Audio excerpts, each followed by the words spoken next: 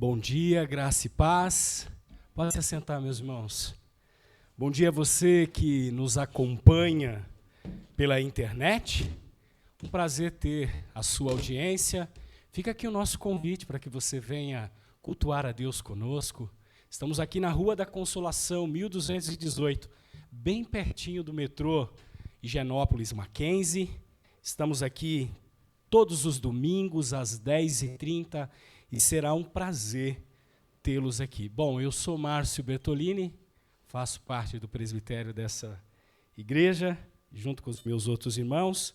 Temos aqui a honra e a oportunidade de cultuar a Deus, pastoreando esse rebanho, e é um prazer tê-los aqui. Você que está aqui hoje, que nos visita, sinta-se em casa. Esperamos que você possa desejar estar conosco. Esse é sempre um prazer. Bom, meus irmãos, antes de a gente dar início, Mateus fez uma brilhante abertura falando da importância dos encontros, dessa série nova que começamos. Mas deixa eu aqui primeiro tentar abrir a água aqui, porque é um pouco complicado.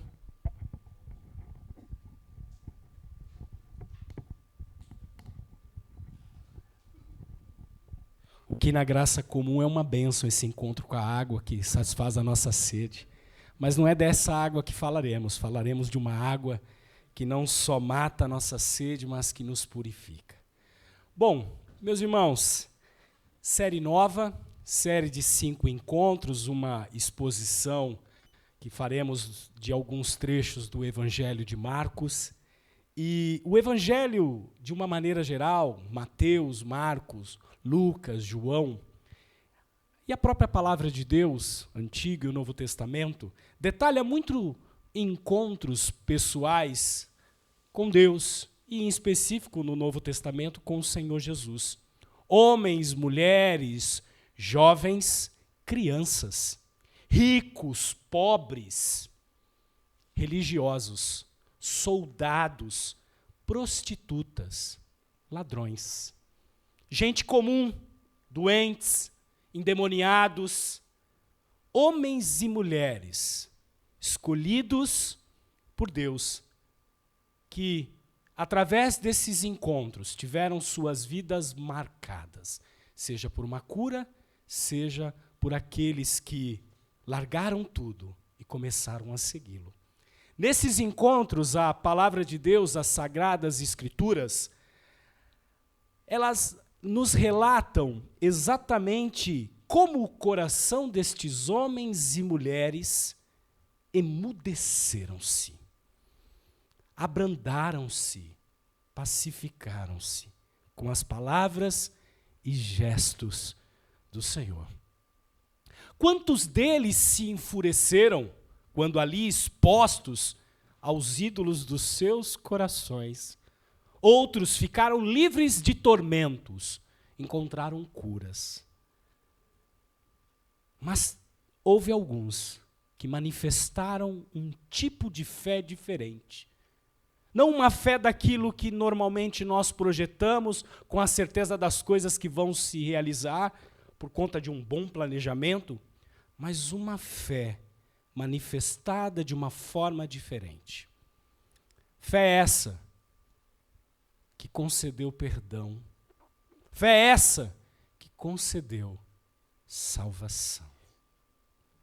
Pessoas que tiveram a oportunidade de estarem face a face com Deus.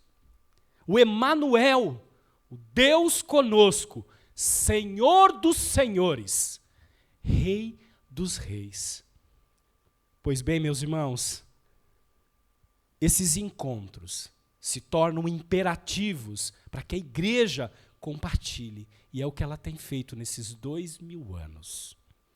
Porque as palavras que seguimos, o evangelho que seguimos, não é uma fábula criada por homens, mas sim o relato daqueles que foram testemunhas oculares, quando Deus se fez homem e andou entre nós. Nos próximos 5 domingos, a começar com hoje, os próximos 4, Iremos expor alguns destes encontros com as suas peculiaridades. E o nosso desejo é que Cristo seja glorificado em nosso meio, seja glorificado aqui na Igreja Batista no Centro. Que o Evangelho encontre os corações, a começar dos nossos corações. E aqueles a qual o Senhor tem chamado, a qual o Senhor tem escolhido. Que o Espírito Santo nos fortaleça nessa jornada e caminhada, até o dia que teremos, meus irmãos, o privilégio de estarmos face a face com Ele. E vivenciarmos essas emoções e sensações que começaremos a partir de hoje nessa exposição de Marcos, a qual chamamos de Encontros com Jesus. Bom, nosso primeiro encontro de hoje é com aquele que perdoa pecados. Marcos 2, de 1 a 12. Pediria para que você abrisse a sua Bíblia e você que está aqui presente, se coloque em pé. Vamos fazer a leitura desses 12 versículos aqui do Evangelho, segundo Marcos, capítulo 2, versículos de 1 a 12. Você pode nos acompanhar. Dias depois, Jesus entrou de novo em Cafarnaum, e logo se ouviu dizer que ele estava em casa. Muitos se reuniram ali, a ponto de não haver lugar, nem mesmo junto à porta. E Jesus anunciava-lhes a palavra. Trouxeram-lhe, então, um paralítico carregado por 4 homens, e não podendo aproximar-se de Jesus, por causa da multidão, removeram o telhado no ponto correspondente ao lugar onde Jesus se encontrava, e pela abertura desceram um leito em que o paralítico estava deitado. Vendo-lhes a fé, Jesus disse ao paralítico: Filho, os seus pecados estão perdoados.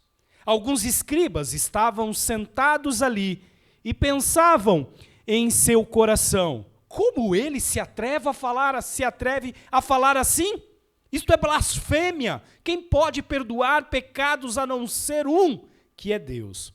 E Jesus, percebendo imediatamente em seu espírito que eles assim pensavam, disse-lhes: por que vocês estão pensando essas coisas em seu coração? O que é mais fácil dizer? Dizer ao paralítico: os seus pecados estão perdoados? Ou dizer: levanta-te, tome o seu leito e ande? Mas isto é para que vocês saibam que o Filho do Homem tem autoridade sobre a terra para perdoar pecados. E disse ao paralítico: eu digo a você, levanta-se, pegue o seu leito e vá para casa. Ele se levantou e, no mesmo instante, pegando o leito, retirou-se à vista de todos, a ponto de todos se admirarem e darem glória a Deus, dizendo: jamais vimos coisas assim. Ó Deus, triuno, bendito seja o teu nome. Envia o teu Espírito Santo aos nossos corações nesta manhã, as nossas mentes para ser o nosso mestre, Senhor. Que Ele nos conduza na exposição da Tua palavra, para a compreensão do seu significado e aplicação em nossas vidas. Também oramos a Ti, justo e misericordioso Deus, pedindo pelas pessoas que nos acompanham aqui, online, por esse canal digital, que o Senhor os visite derramando de sua graça, falando-lhes ao coração e à mente, e se assim for de sua vontade, leva-os ao arrependimento e salvação, pois isso só pode ocorrer mediante sua graça e misericórdia. E assim, Pai, oramos em nome de Jesus, o único caminho, a verdade e a vida. Amém. Pode se assentar, meus irmãos. Bom, o Evangelho de Marcos, de maneira geral, ele tem como um objetivo principal diferente dos outros evangelhos, mostrar aos seus leitores que Jesus de Nazaré, aquele que foi crucificado sob Pôncio Pilatos, em fraqueza, é, na verdade, o poderoso Filho de Deus. Por que Marcos se preocupa com isso? Primeiro porque o Evangelho de Marcos é direcionado aos romanos. E os romanos, de maneira geral, valorizavam a força, o poder, a determinação, a vitória, a conquista. Imaginem como os romanos estavam lidando com aquele grupo de homens e mulheres que, ali em Roma, estavam levando uma mensagem acerca do Evangelho, dizendo que o Salvador do mundo, no meio do império, era um simples homem, vindo da Judéia, um carpinteiro que fora morto pela mão de um procurador romano, em condições tão vergonhosas e desprezado pelo seu próprio povo. Marcos, então, quando vai escrever o Evangelho, ele procura apresentar os atos de Jesus intencionalmente. Mais do que qualquer outra ênfase, e assim aquela aparente fraqueza de Jesus, deste homem, ela era parte de um plano maior. Um plano de redenção de Deus. E que Jesus em si era o poderoso Filho de Deus. A ênfase, então, aqui em Marcos, está nos atos de Jesus. Mateus, por exemplo, no Evangelho, vai se preocupar com as palavras, tanto é que o Sermão do Monte nós temos ali relatado em Mateus em detalhes, coisa que nós não encontramos em Marcos. Bom, a preocupação então de Marcos é mostrar esses atos, tanto é verdade que se você voltar o capítulo 1, estamos no 2, tem tanta coisa narrada ali, que às vezes a gente se perde nessa leitura do capítulo 1. Ali a gente vê Jesus lidando com a tentação, lidando com Satanás e a tentação. A gente vê ali Jesus chamando os apóstolos no capítulo 1, curando pessoas, libertando endemoniados e pregando o evangelho nas sinagogas. Ele faz a purificação de um leproso um pouco antes, no capítulo 1, no finalzinho. Bom, então essa ênfase está nos atos de Jesus e a revelação de sua verdadeira identidade. Pois bem, meus irmãos, estamos diante de um desses encontros no capítulo 2. Um desses encontros fascinantes, que revelará exatamente que Jesus de Nazaré, esse homem que estava ali pregando para os seus irmãos judeus, para aqueles que ali estavam, na verdade é o Filho de Deus. E que, embora ele tenha sido crucificado em fraqueza, ele é, na verdade, aquele a quem Deus havia mandado ao mundo para ser o nosso Salvador. Entretanto, meus irmãos, antes que a gente pare para fazer um olhar neste relato, nesses 12 versículos, eu quero fazer uma pergunta a você que nos assiste e a você que está aqui hoje cultuando a Deus conosco. Pode parecer uma pergunta óbvia. Às vezes, as coisas óbvias não são tão óbvias assim o quanto imaginamos. Então, deixe-me perguntar de qualquer maneira. Para você, qual é o benefício, a serventia mais característica que o cristianismo tem a oferecer ao mundo? Novamente, para você, qual é o benefício, serventia mais característico que o cristianismo tem a oferecer ao mundo? Me permita aqui tentar, de alguma maneira, imaginar as respostas que tenham surgido aí na sua casa, você que nos acompanha e com vocês aqui, meus irmãos. Alguns aqui poderiam me dizer que o grande legado, o grande benefício, a grande serventia do cristianismo é a construção de um padrão moral, ético, que moldou o mundo, principalmente o Ocidente, até hoje. Outros me diriam que o grande legado do cristianismo é que ele proporciona um certo tipo de amor, tolerância para com todas as coisas e uma afeição sacrificial pelas pessoas, a tão falada empatia nos dias de hoje. E, com isso, essa grande responsabilidade social. Talvez aqueles que nos escutem pelo YouTube, que estão aí nos acompanhando, diriam que o grande legado do cristianismo é que ele proporciona um certo tipo de tranquilidade na vida, que normalmente eles vão chamar de paz.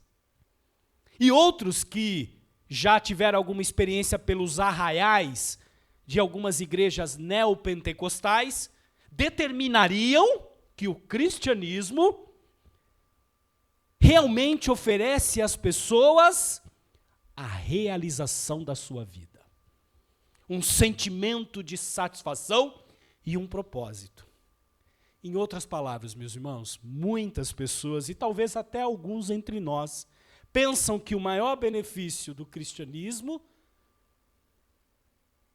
seja nos fornecer uma medida de felicidade e uma satisfação religiosa. Será, meus irmãos, que é isso mesmo? Será que é isso que é o maior benefício que o cristianismo tem a ofertar a este mundo? Bem, eu concordo com vocês que as Sagradas Escrituras, a palavra de Deus, vai de fato ali nos apresentar o estabelecimento de um padrão de moral e ética diferenciado. Concordo que o cristianismo seja marcado pelo amor, pela paz e pela felicidade. E também vou concordar com você que os cristãos, de uma maneira geral, quando entendem o seu mandato, o seu compromisso dentro desse olhar, dessa cosmovisão do mundo, vai de fato ali expressar uma responsabilidade social com base em uma motivação muito mais elevada do que qualquer outra pessoa. A teologia pública vai nos ensinar isso. E que, de fato, há um certo sentido de realização. Não como os arraiais neopentecostais colocam, que a gente tem um propósito e, de fato, vivemos satisfação incríveis dentro do cristianismo. Mas nada disso, meus irmãos, é o grande benefício do cristianismo. Esses são simplesmente subprodutos do grande benefício. O grande benefício que o cristianismo oferece corresponde diretamente à maior necessidade do homem. A sua maior necessidade, minha irmã, a sua maior necessidade, meu irmão, a sua maior necessidade, você que nos assiste. E é aí que o cristianismo vai se diferenciar de todas as outras religiões do planeta, de todas as outras maneiras que o homem tem buscado ao seu bel prazer cultuar ou buscar a sua divindade. Só o cristianismo vai atender a essa necessidade, pois só ele toca nela. Existem religiões que vão oferecer ética, moralidade, responsabilidade social, valores familiares, muitas vezes, uma medida de amor e paz, um pouco de realização, satisfação e talvez até uma certa medida de felicidade. Mas será que essas coisas, de fato, são a maior necessidade do homem? São a nossa maior necessidade? Meus irmãos, me permita aqui de uma maneira rápida dizer para vocês, a maior necessidade do homem, simplesmente, é escapar da ira derramada sobre pecadores, a ira de Deus. Somente o cristianismo, somente o evangelho cristão vai oferecer resposta a essa colocação, a esse dilema que enfrentamos. Somente o cristianismo vai atentar a essa necessidade. O que de fato, então, coloca o homem debaixo dessa ira e nos conduz aquilo que a palavra de Deus diz ao inferno. Talvez você dirá, pastor, é o pecado. Não, não é apenas o pecado que manda as pessoas para o inferno. O que manda uma pessoa para o inferno e que coloque ela debaixo da ira de Deus é exatamente o pecado não perdoado. O céu, por outro lado, a palavra de Deus nos diz que é ocupado por pessoas cujos pecados foram perdoados. Portanto, o que faz com que a pessoa escape da ira de Deus no inferno eterno é o perdão de seus pecados. Essa é a maior necessidade do homem, movê-lo do inferno para o céu. Só o cristianismo, meus irmãos, oferece esse benefício. Só o cristianismo vai apresentar o verdadeiro perdão dos pecados. Nosso Deus é um Deus compassivo, é um Deus bondoso e tardio em irar-se. Lá no Antigo Testamento ele já apontava como sombra para isso.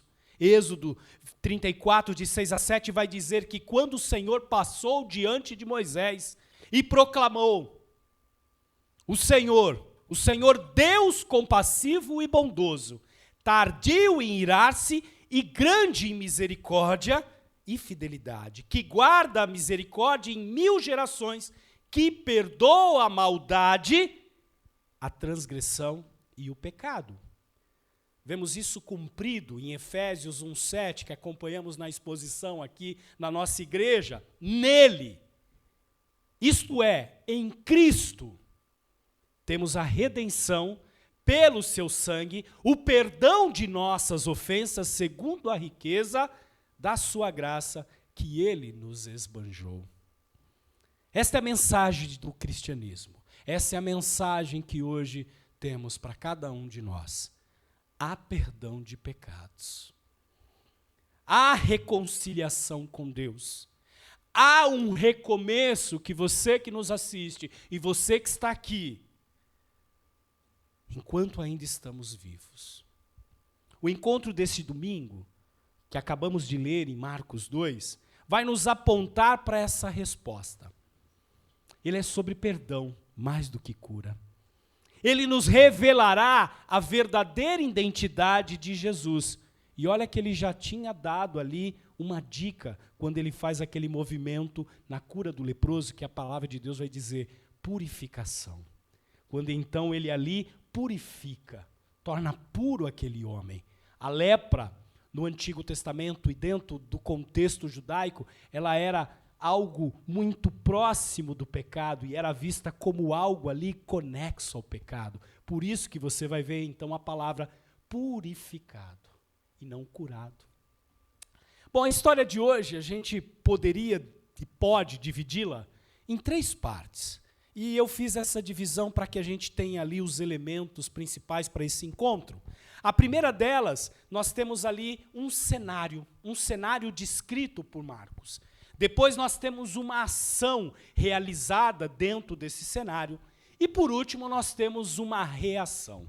Bom, o cenário vai revelar de uma maneira principal a multidão curiosa que estava ali naquele local. A ação vai envolver o paralítico e os seus 4 amigos, revestidos de fé, o Salvador perdoador e os líderes que ali estavam hostis. E por último, a reação então é aquela resposta novamente da multidão atônita. Versículos de 1 a 2, você pode me acompanhar aí. Dias depois, Jesus entrou de novo em Cafarnaum e logo se ouviu dizer que ele estava em casa.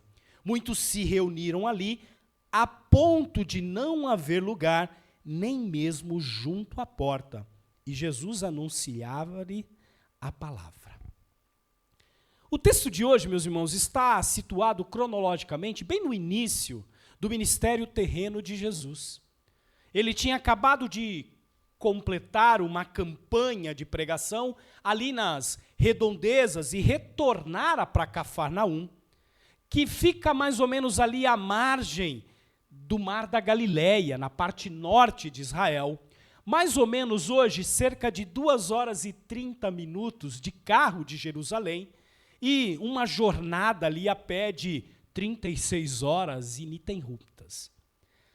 Vocês percebam que esse texto começa com uma frase importante, dias depois. Dias depois, então, separa essa narrativa dessa presente viagem de pregação de Jesus, que é relatada ali no capítulo 1, dos versículos 35 a 45, e que eu gostaria de incentivá-los a lerem, ainda hoje, para que vocês tenham um contexto muito mais vivo e presente daquilo que vamos falar. Logo, a notoriedade de Jesus estava crescendo ali na região. E se espalhou a notícia que ele estava de volta, estava em casa. Perceba que casa aqui é utilizada muito mais no sentido de local familiar do que propriamente a casa de Jesus. Lembramos que a casa de Jesus ficava em Nazaré, cerca de 32 quilômetros dali. Mas ali também ele tinha uma relação familiar e por isso a utilização de casa. Talvez ali a casa seja a casa de Pedro.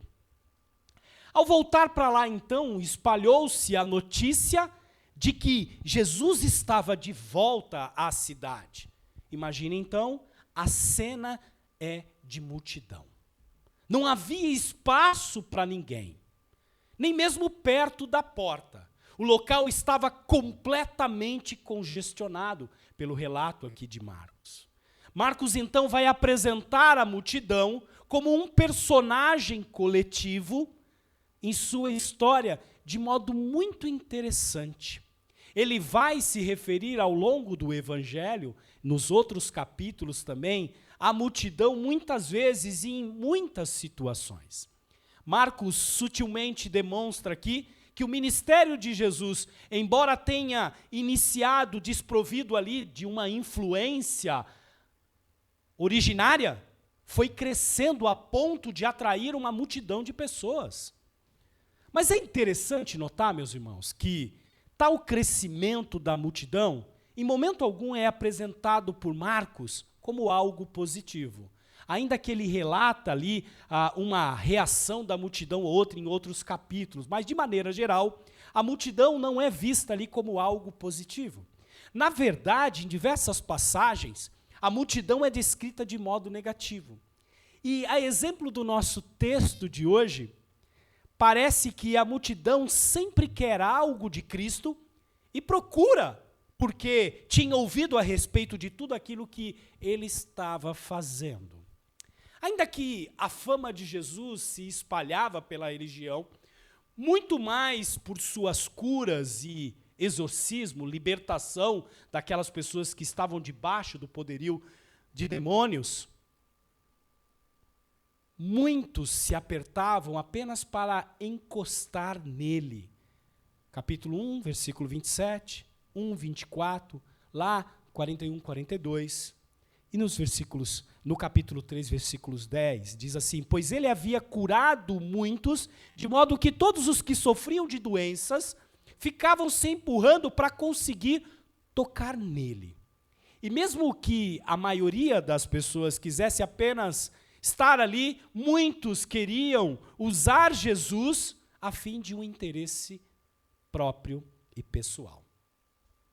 Ainda assim, vemos sempre um Jesus movido em compaixão. E isso é maravilhoso, porque talvez ali cansado da viagem, ali está ele, anunciando a palavra. Você pode grifar isso na tua Bíblia, é importantíssimo. Para a multidão, ensinando-os sobre a chegada do reino de Deus e a necessidade que as pessoas tinham de se arrependerem e crerem para entrarem nesse reino. Entretanto, em Marcos, jamais encontraremos essa multidão como aqueles que se voltaram a Jesus em arrependimento e fé.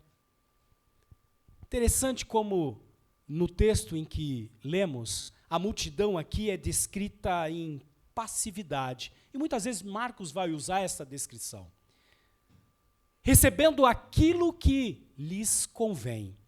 Tanto que esse fenômeno de crescimento dessa multidão, ele tem ali um ponto interessante, principalmente no capítulo 8, no versículos 27 e seguintes, quando Jesus está ali em Cesareia de Filipe, e Jesus começa a falar sobre o sofrimento, a pregar sobre o esvaziamento de si mesmo, e que cada um deveria se negar, tomar a sua cruz. A gente percebe ali então que há uma inconstância dessa multidão, que depois a gente vai verificar que totalmente abandona o Senhor. Por exemplo, aqui no versículo 4, quando nós lemos aqui no texto que estamos tratando hoje, a multidão ela vai ser vista como obstrução para acesso a Jesus. Versículo 4. E não podendo aproximar-se de Jesus por causa da multidão. É claro que existem seguidores verdadeiros que estão ali, próximo da multidão. Mas eles eram uma pequena minoria. Eles são poucos. É realmente no particular, com seus discípulos, que veremos Jesus explicar a verdade em detalhes. Marcos 4, versículos 33 a 34, quando eles explicavam-lhe as parábolas e o que significavam aquilo. Portanto, meus irmãos, a multidão aqui não é uma medida de sucesso do ministério de Jesus. Interessante observar que a gente poderia olhar para nós aqui num primeiro momento e fazermos um exercício. O quanto nós, na nossa caminhada, muitas vezes nos portamos como multidão. Pelos nossos atos, pela maneira passiva com que lidamos com o cristianismo, somos empecilhos de que as pessoas se acheguem a Jesus. Claro que aquele a qual Deus chamou vai chegar a Ele. O exemplo de hoje nos mostrará isso, mas muitas vezes nós nos colocamos assim, seja no nosso prédio, seja no nosso trabalho, seja no dia a dia das nossas vidas, estamos ali, travados, vivendo uma vida supostamente religiosa, mas uma vida que muitas vezes serve de empecilho para que as pessoas se acheguem a Jesus. Uma outra nota de rodapé importante aqui nessa primeira exposição desses versículos iniciais é que no texto paralelo de Lucas 5,17, que também vai narrar esse mesmo encontro, mas de uma outra vertente, a gente vê que Lucas coloca que estavam ali assentados fariseus e mestres da lei. Os fariseus eram um grupo de judeus, para aqueles que não conhecem, geralmente fundamentalistas, legalistas, que haviam surgido ali dentro do contexto de Israel no 2º século antes de Cristo. Eles provinham, na época de Jesus, de camadas sociais de artesãos, pequenos comerciantes, gente pertencente à classe média ali de Israel.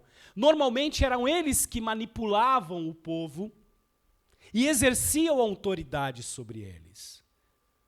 Eram os guardiões da forma populista de um judaísmo apóstata. Eram promotores da salvação pelas obras, da salvação pela justiça própria. Esse é o sistema que dominava o povo. Esses eram os homens que também estavam ali na multidão. E dentro do grupo de fariseus, nós temos ali também um grupo chamado escribas.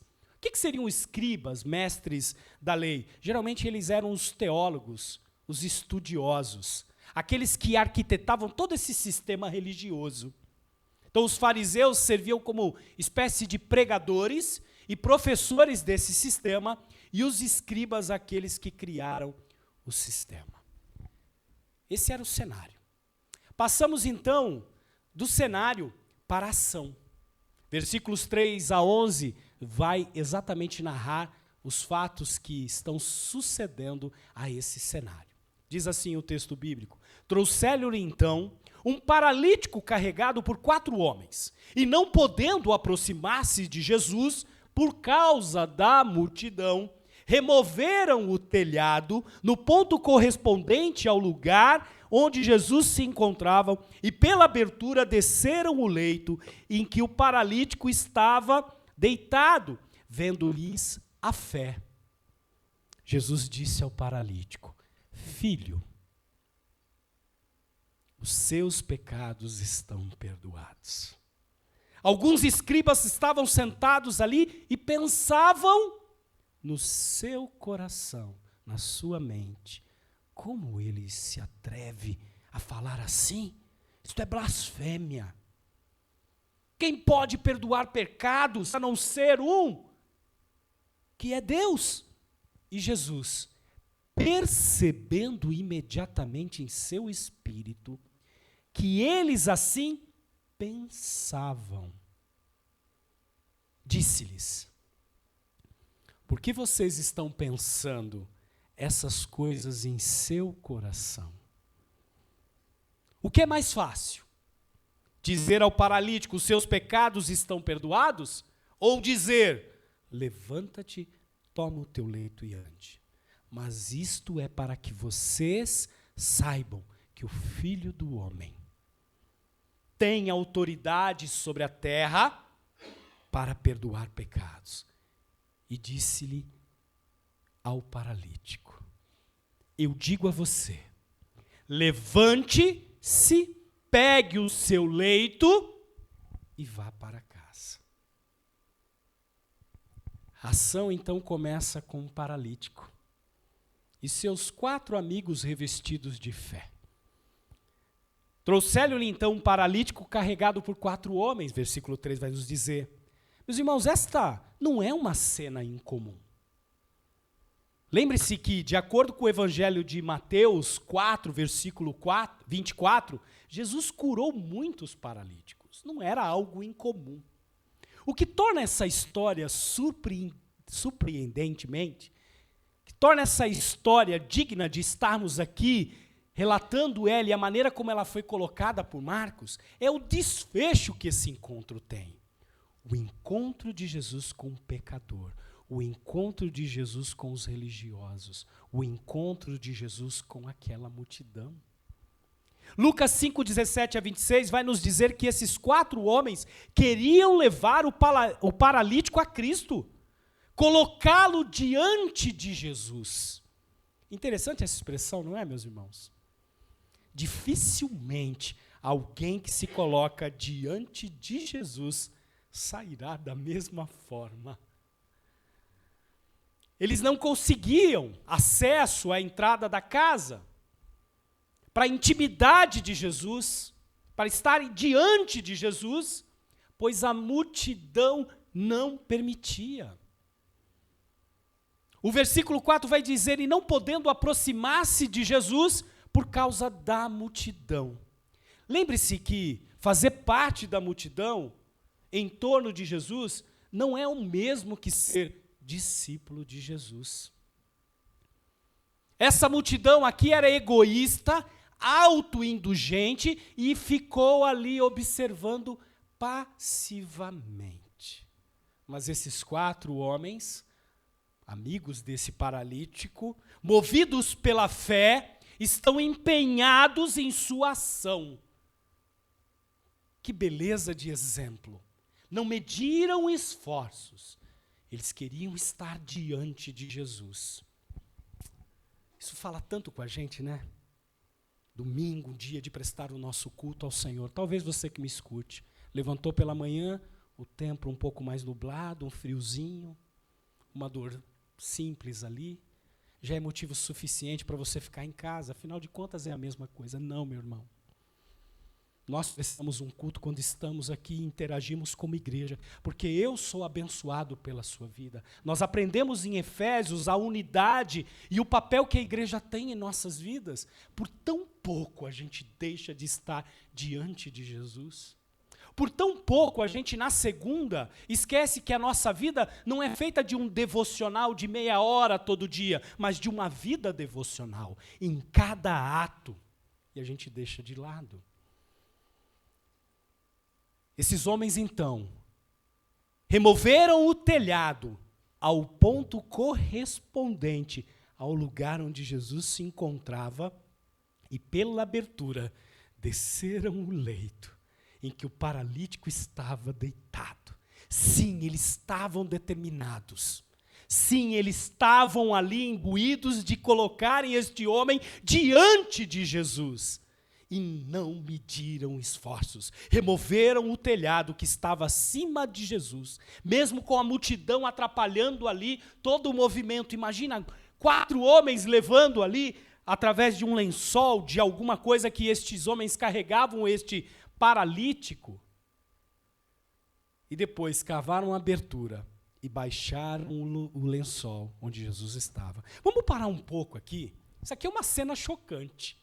Eu queria que você criasse ela na sua memória, na sua mente. Eu queria que você pudesse imaginar a situação. É um momento perturbador. Imagina o que está acontecendo. Jesus ali pregando a palavra, anunciando o reino, falando sobre arrependimento para que as pessoas, através da fé, pudessem entrar neste reino. E, de repente, no telhado, alguns homens cavando um espaço, um buraco.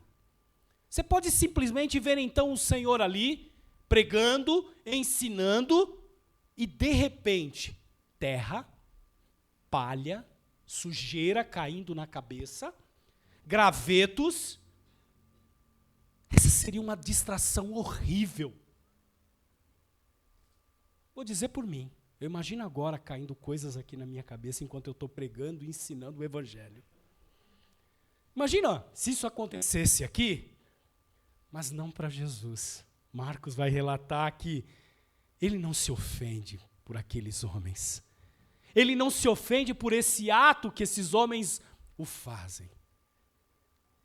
Pelo contrário, ele os incentiva. Vendo-lhes a fé, Jesus disse ao paralítico: filho, os seus pecados estão perdoados. Filho aqui também é um termo usado, claro, um termo carinhoso, um termo de proximidade, mas também ele remete a um termo utilizado por alguém que é superior, alguém que tem autoridade e que demonstra benevolência àquele subalterno. Filho. Percebam, meus irmãos, que Marcos também vai conectar esse movimento de fé à ação. Não sabemos nada em relação à fé que esses 4 homens professavam, porque o Evangelho não nos narra isso.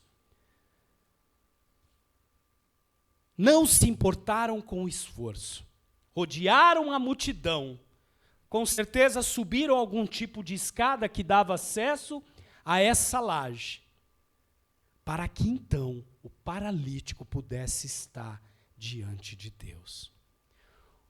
O que podemos dizer aqui é que a fé é, em um primeiro lugar, uma confiança ativa de que Jesus é suficiente para as mais profundas e mais sérias e sinceras necessidades. É isso que essa história está nos mostrando. O desfecho dessa história, meus irmãos, vai nos levar ao perdão de pecados. Em outras palavras, a salvação. Por isso, em nenhum momento, a salvação aqui está sendo descrita ou deve ser entendida como um fruto, um produto da cooperação destes homens com Deus. Uma espécie daquilo que chamamos em teologia de sinergismo. De alguma maneira eu auxilio Deus nessa salvação. Não. Mas sim como um movimento apenas de Deus. O que chamamos de monergismo. Deus somente toma a iniciativa. Ele precisa conceder primeiramente vida espiritual, substituindo corações de pedra por corações de carne. E é isso que Cristo está vendo nesses homens. É isso que Cristo está vendo no coração daquele paralítico. A gente aprendeu ali em Efésios, no capítulo 2, de 1 a 10. Para quem não nos acompanhou, nós temos a nossa série de Efésios aí no nosso site. no nosso canal de YouTube, aonde ali a gente vê a verdadeira condição do homem. Escravos, mortos nos seus próprios delitos. E por mais que aqueles homens não mediram esforços para estarem diante de Jesus, e isso foi considerado por Cristo ali, ainda assim, meus irmãos, salvação é graça. Salvação se origina em Deus. Jamais a causa deve ser atribuída à dignidade ou ao merecimento de alguém. João capítulo 6, versículo 44, vai nos dizer: ninguém pode vir a mim se o Pai que me enviou não os trouxer. Era o Pai que estava enviando aqueles homens e aquele paralítico. Ali, Deus iniciou a salvação e motivou o coração daqueles homens para que a fé, que era algo ali no coração dos homens que viam alguém realizando milagres, uma espécie de curandeiro, pudesse realizar algo a mais.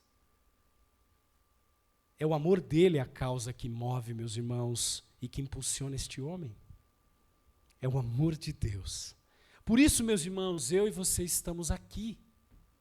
A causa instrumental ou meio pelo qual nós conhecemos a salvação é o Evangelho, a palavra de Deus. A salvação vem da palavra. E é preciso para isso um encontro pessoal com Cristo Jesus, através de sua palavra. Poderíamos também destacar aqui o pronome utilizado da maneira plural, vendo-lhes a fé. Isso aqui nos mostra que os carregadores estavam incluídos nessa constatação de Jesus. Um movimento intercessório, quem sabe, em favor daquele que mais precisava, seus amigos dispostos a levarem ele a Cristo. O quanto isso é revigorante, meus irmãos, quando a gente vê o próprio Cristo fazendo menção da oração intercessória, da maneira intercessória, da ação intercessória. Quanto tempo você tem orado por alguém? 2, 10, 20 anos? Eu não gosto de contar muita coisa pessoal, mas na minha família eu tenho uma tia, serva de Deus, que orou durante 50 anos pela conversão do marido dela, do meu tio João. E já na tenridade, próximos dos seus 80, ele tem um encontro com Jesus. E passou os últimos 5, 7 anos sem perder um dia com essa vida diária com Jesus. Do vinho para a água. Uma vida transformada. 50 anos, minha tia, dobrando o joelho diariamente. Eu me lembro como se fosse hoje. Ela dizendo: eu oro todo dia pelo meu velhinho, até o dia que Deus ali, segundo o seu propósito e o seu plano. Aqui nós vemos o quanto é importante a oração intercessória. Como é que anda a oração intercessória no seu coração? Na primeira dificuldade você desiste? Lembre-se que a obra é de Deus, o tempo é de Deus. Jesus não precisava de ninguém ali, meus irmãos, para ver o que estava acontecendo, o que estava passando pelo coração daquele homem, porque ele conhece o coração dos homens. Ele viu a fé, uma fé que não vinha da experiência, mas uma fé que vem de uma regeneração soberana que Deus havia iniciado no coração daquele homem. E ele disse com aquela expressão benevolente: filho, os seus pecados estão perdoados. Jesus sabia o que realmente ele queria. Ele queria a cura com certeza. Isso o motivara a estar ali diante de Deus, mas havia algo a mais no seu coração. Era muito mais aquilo do que a cura. Qualquer coisa que fosse ali a motivação do seu coração, o homem sabia, e Deus havia ali colocado no seu coração que ele era um miserável, que por dentro ou por fora, sua vida era uma vida miserável. Com certeza, a paralisia, eu não sei se era um tetraplégico, um paraplégico, mas tanto fora quanto dentro do seu coração, ele se sentia e ele necessitava desse perdão. Sem dúvida alguma, dentro desse coração desse homem, foi imputada uma fé diferenciada, uma fé que só poderia vir de Deus, para que então e ali, diante do Salvador, ele encontrasse o perdão. E Cristo então absolve os pecados daquele homem. Jesus sabia que era isso exatamente que o homem queria e que aquilo que os mestres da lei, os fariseus e alguns da multidão estavam ali buscando. Alguns escribas, então, no transcorrer aqui do nosso texto, diz que estavam sentados ali e pensavam em seu coração: como se atreve a falar assim? Isto é blasfêmia. A propósito, meus irmãos, eles estavam certos. De fato era blasfêmia. Um tipo de blasfêmia que é reivindicar aquilo que somente Deus poderia fazer, o perdão de pecados. Aquilo estava fora dos limites. E de fato seria uma blasfêmia. Agora, um fascinante sobre isso, olha como o texto nos dá respostas. Está ali no versículo 6. É que eles não estavam dizendo isso. Estava acontecendo dentro dos seus pensamentos, nos seus corações. E pensavam no coração. O coração e a mente, o coração é igual à mente no pensamento hebraico. Quando a gente vê falar de coração, é como se a gente estivesse falando nos dias de hoje sobre passando na sua mente. Então Jesus está lendo suas mentes. E eles estão lá dizendo, não em voz alta, porque esse homem fala assim, ele está blasfemando. Quem pode perdoar pecados senão Deus? Eles estão certos, meus irmãos. E a conclusão é exatamente isso na cabeça deles. Ele é um blasfemador. Ele é um blasfemador ou ele é Deus. Não há espaço aqui para outra coisa. Jesus sabe que eles estão pensando, por isso fala com eles no versículo 8. Que perturbador deve ter sido. Ele leu a mente deles. Ele está ciente do pensamento deles. Diante desse conflito, se de fato Jesus é um blasfemador ou Deus, deixa eu te ajudar um pouco aqui. Blasfemadores não sabem o que as pessoas estão pensando. É isso que o texto está nos dizendo. Na verdade, ninguém sabe, apenas Deus conhece o coração, a mente do homem. 1 Samuel 16:7, o Senhor olha para o coração. 1 Reis 8:39, porque conheces o coração de todos os homens. 1 Crônicas 28:9, porque o Senhor esquadrinha todos os corações e compreende cada intento do pensamento. Jeremias 17:10, eu, o Senhor, esquadrinho o coração. Ezequiel 11:5, eu sei o que te vem à mente, cada uma delas. Esses homens conheciam esses textos. Esses homens sabiam dessa conotação na figura de Deus. E esses homens tiveram ali uma primeira prova. No exato momento em que ele leu os pensamentos. E aí então o desfecho, no versículo 10 e 11. O que é mais fácil? Dizer ao paralítico, os seus pecados estão perdoados, ou levanta-te, toma o teu leito e ande?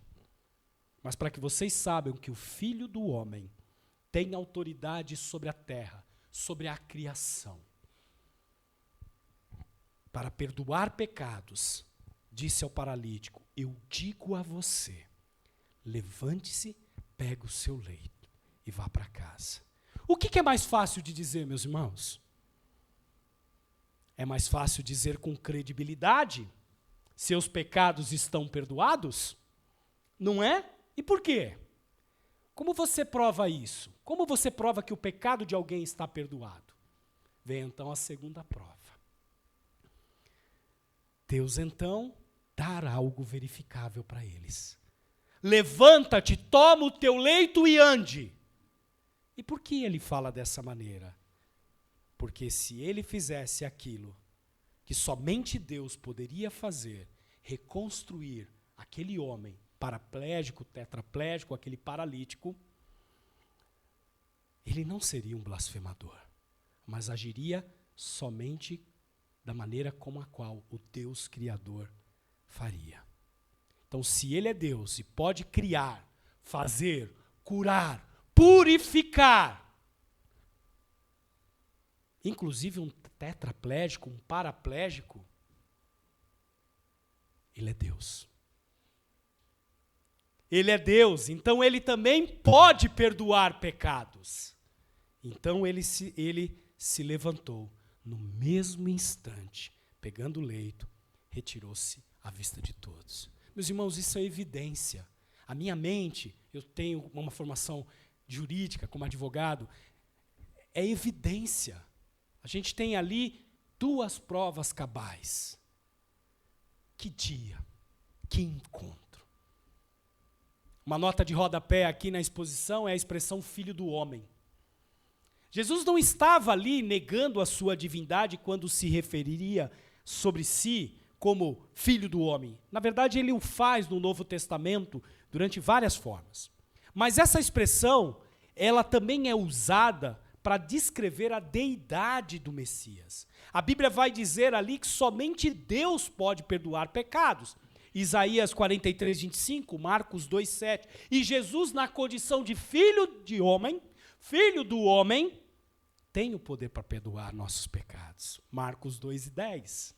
Filho do homem é uma referência em específico aqui ao Antigo Testamento. Muitos dizem que era um termo usado para Jesus mostrar a sua humildade. Confesso que pode ser também, mas a expressão máxima de filho do homem nós vamos encontrar em Daniel 7, versículos 13 a 14. É uma pessoa celestial que desce a este mundo, cujo papel principal é ser juiz celestial. Essa é uma afirmação da autoridade celestial de Cristo. E aí, então, no desfecho, temos a reação da multidão. Ele se levantou e, no mesmo instante, pegou o leito, retirou-se à vista de todos, e nesse ponto 3 nós vemos, então, a multidão se admirando. A multidão ficou atônita.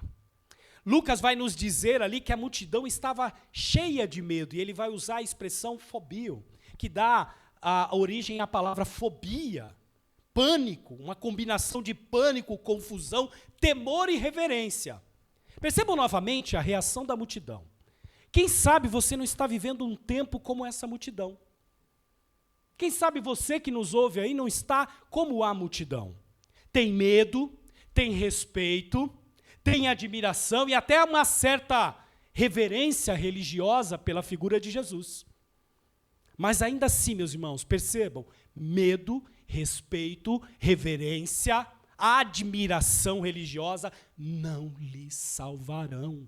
Não lhe salvarão. É preciso perdão. É preciso verdadeiro arrependimento e fé. Mateus 9:8, que trata esse texto também em paralelo, vai dizer ali que a reação da multidão era: vendo isso, as multidões possuídas de temor deram glória a Deus, que tinham dado tal autoridade aos homens. Homem, essa é a palavra-chave aqui. Ele ainda, Cristo, era um simples homem, talvez um curandeiro, talvez um profeta qualquer, que estavam fazendo coisas em nome de Deus, e eles ali ficaram atônitos. Eles não tinham intimidade com Deus. Continuaram a agir como aqueles que estavam à margem, a multidão. Jesus fez todos esses milagres, meus irmãos, para anunciar o reino de Deus. Mostrar sua verdadeira identidade, aquele que perdoa pecados. O único que pode trazer salvação ao homem. Ele é Deus. Somente Ele pode fornecer o sacrifício para este perdão.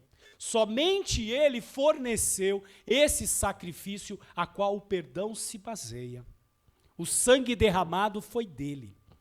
Ele foi esse sacrifício. E assim ele fez, por amor aos seus. E a propósito, ele ainda está fazendo isso hoje. Ele ainda diz aos paralíticos espirituais: filho, seus pecados estão perdoados.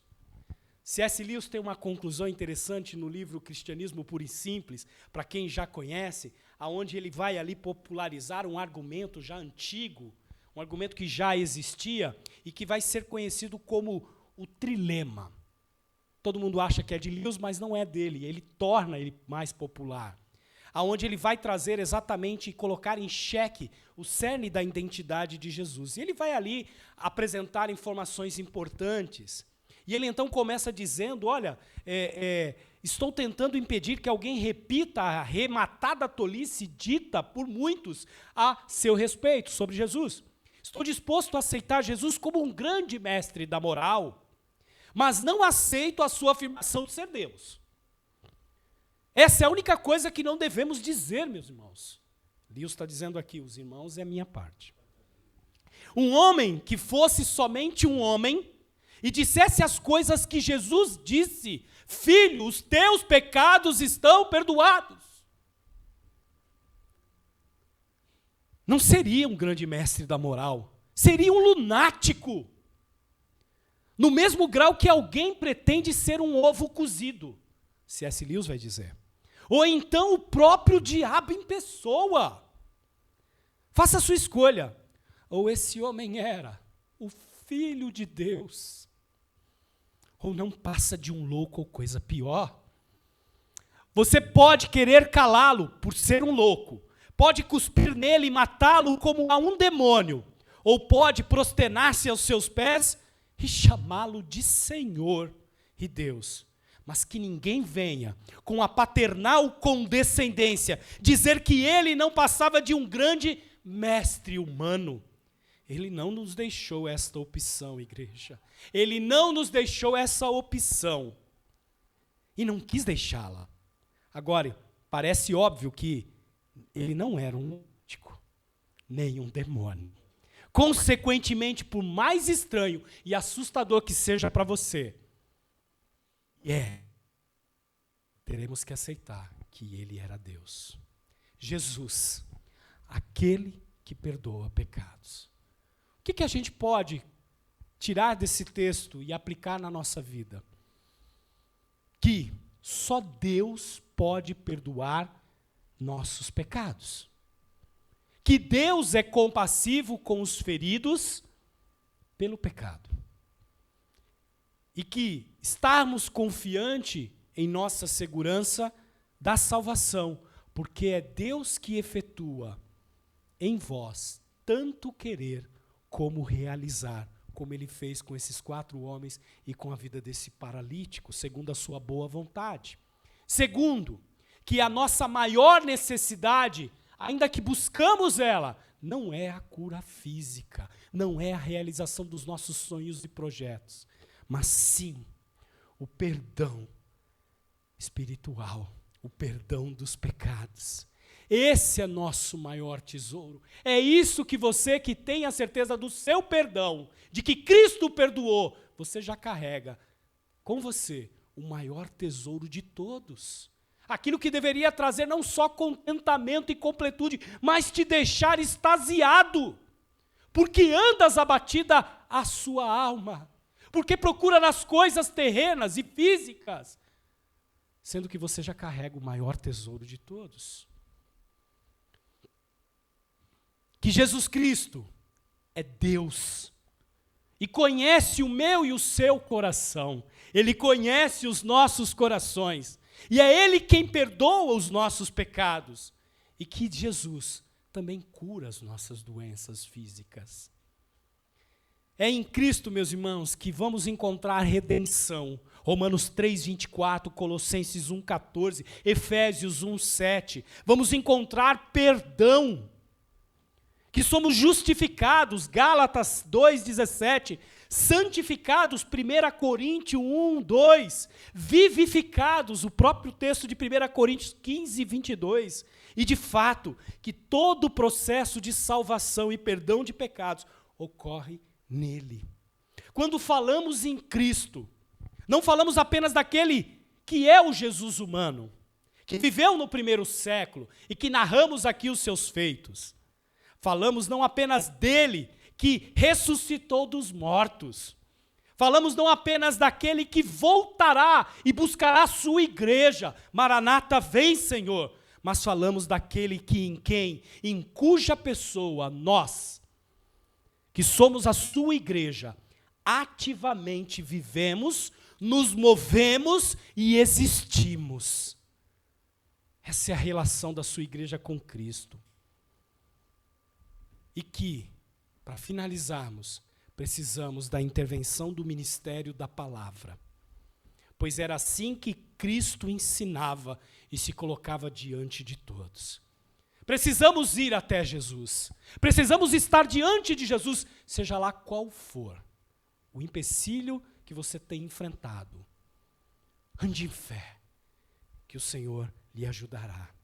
E que não apenas para a nossa cura física ou realizações, mas para o perdão dos pecados. Jesus continua a perdoar os pecados, porque Ele é Deus. Feche os seus olhos, meus irmãos.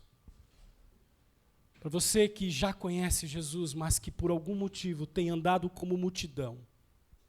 Para você que por algum motivo tem se distanciado de estar diante dele e se afastado. Ele continua ativo hoje em nossas vidas e Ele concede perdão. Há tempo de reconciliação. Há tempo de você entender que você carrega em você o maior tesouro de todos. E que a sua vida, a nossa vida, a vida da igreja, se move nele. Assim como aqueles homens, com aquela fé, imbuídos de estarem diante de Deus. Minha oração é que você não saia daqui hoje sem se colocar diante de Jesus, para que você saia daqui com a certeza de que teus pecados estão perdoados. Talvez você que não conhece Jesus e tem andado como a multidão, tem ali, como aquela pergunta que fiz no início, achado que Jesus é um grande mestre da moral, que ali um sistema religioso ou outro vai trazer essa sensação de cumprimento, de uma paz que você não sabe explicar, mas que também não te leva a nada. É tempo de você acordar e lembrar que o pecado não perdoado é aquilo que vai nos levar ao inferno. E eis que é colocado diante de você uma oportunidade nesta manhã, uma oportunidade de se colocar diante daquele que é o único que pode perdoar pecados, porque Ele pagou o preço para isso. Ele se ofertou diante de Deus, para que a ira de Deus fosse sobre Ele, para que você viva essa nova vida. Pai, nós agradecemos novamente esta manhã, por passarmos uma parte do nosso dia te cultuando, ouvindo os relatos de como o nosso Salvador realizou coisas maravilhosas nos encontros que teve. Obrigado, Senhor, pois a sua palavra, as sagradas escrituras, nos afirma e nos garante, Senhor, que é somente nele, Ele, o nosso Salvador, que encontramos o perdão de pecados. Senhor, alcance e perdoe aqueles que foram tocados pela sua palavra nesta manhã. Por aqueles que ouvem, Senhor, essa mensagem pelos canais digitais, que o seu Espírito Santo dê a eles, Senhor, o maior presente que o Evangelho cristão tem a oferecer, o resgate da sua ira eterna no inferno. Forneça perdão, Senhor, que ninguém neste lugar pereça com pecado não perdoado. Que todos conheçam o perdão total e completo que só o Senhor oferece àqueles que colocam sua confiança. Amém.